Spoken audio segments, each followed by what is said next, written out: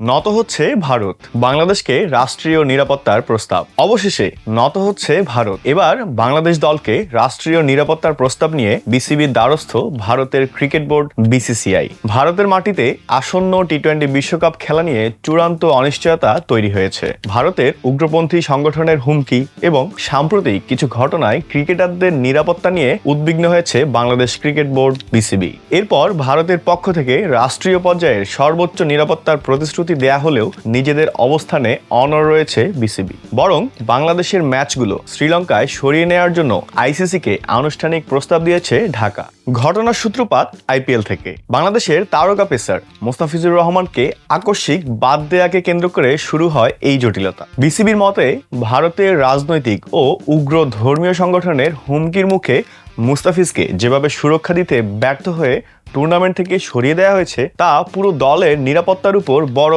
প্রশ্নচিহ্ন এঁকে দিয়েছে। বিসিবি সভাপতি আমিনুল ইসলাম বিষয়টিকে অসম্মানজনক হিসেবেও আখ্যায়িত করেছেন। সাবেক প্রধানমন্ত্রী খালেদা জিয়ার শোক বইয়ে স্বাক্ষর শেষে সংবাদ মাধ্যমের মুখোমুখি হয়ে বিসিবি প্রধান সরাসরি বলেন, যেখানে একজন মোস্তাফিজের নিরাপত্তা নিশ্চিত করা যায় না, সেখানে খেলোয়াড়, কোচ ও সংবাদকর্মীদের বিশাল বহরের নিরাপত্তা নিয়ে আমরা চরম দুশ্চিন্তায় আছি। এই মুহূর্তে ভারতে গিয়ে বিশ্বকাপ খেলা আমাদের কাছে নিরাপদ বলে মনে হচ্ছে না। বাংলাদেশ না খেললে সম্প্রচার সত্ত্ব ও টিকিট বিক্রিতে বড় ধরনের আর্থিক ক্ষতির মুখে পড়বে ভারত। পরিস্থিতি সামাল দিতে ভারতীয় ক্রিকেট বোর্ড বিসিসিআই বাংলাদেশ দলকে বিশেষ প্রোটোকল ও রাষ্ট্রীয় পর্যায়ের কড়া নিরাপত্তা দেওয়ার পরিকল্পনা করছে। আজ মঙ্গলবার আইসিসির সভায় বিসিসিআই এই প্রস্তাব উত্থাপন করতে পারে। তবে সংশ্লিষ্ট সূত্রে জানা গেছে, সরকারি নির্দেশনা ও বর্তমান পরিস্থিতির গুরুত্ব বিবেচনা করে বিসিবি কোনোভাবেই ভারত সফরে রাজি নয়। বিসিবির এই অনড় অবস্থানে বিপাকে পড়েছেন আইসিসি প্রধান জয় শাহ। আয়োজক দেশ হিসেবে প্রতিটি দলের অংশগ্রহণ নিশ্চিত করা তাদের নৈতিক দায়িত্ব।